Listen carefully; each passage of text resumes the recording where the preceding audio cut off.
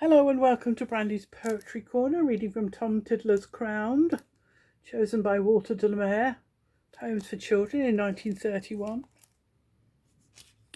I suppose this has a moral. It is a lesson that could be learned, but also it's called The Priest and the Mulberry-Tree, and there are two mulberry trees out in the garden that I can see, and indeed quite a few priests, but I think they're more sensible than this. Who knows? It's called The Priest and the Mulberry-Tree by Thomas Love Peacock.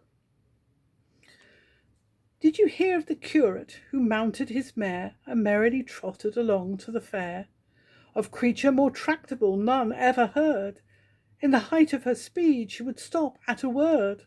But again with a word, when the curate said, "Hey!" she put forth her mettle and galloped away.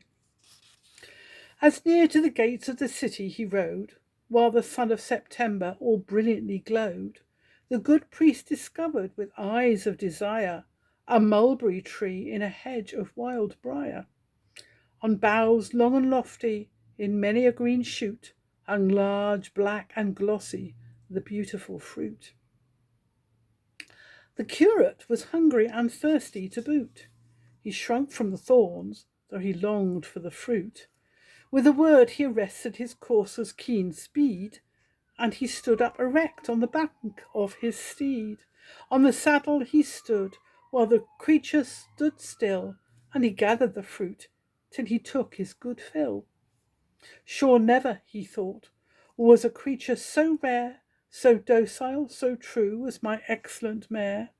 Lo, here now I stand, and he gazed all around, as safe and as steady as if on the ground. Yet how had it been if some traveller his way had, dreaming no mischief, but chanced to cry, "Hey!" He stood with his head in the mulberry tree, and he spoke out aloud his fond reverie. At the sound of the word the good mare made a push, and down went the priest in the wild briar bush. He remembered too late on his thorny green bed much that well may be thought cannot wisely be said. That last line is in capital letters, so take heed. For other poems read by me, look me up Brandy Pearson on YouTube.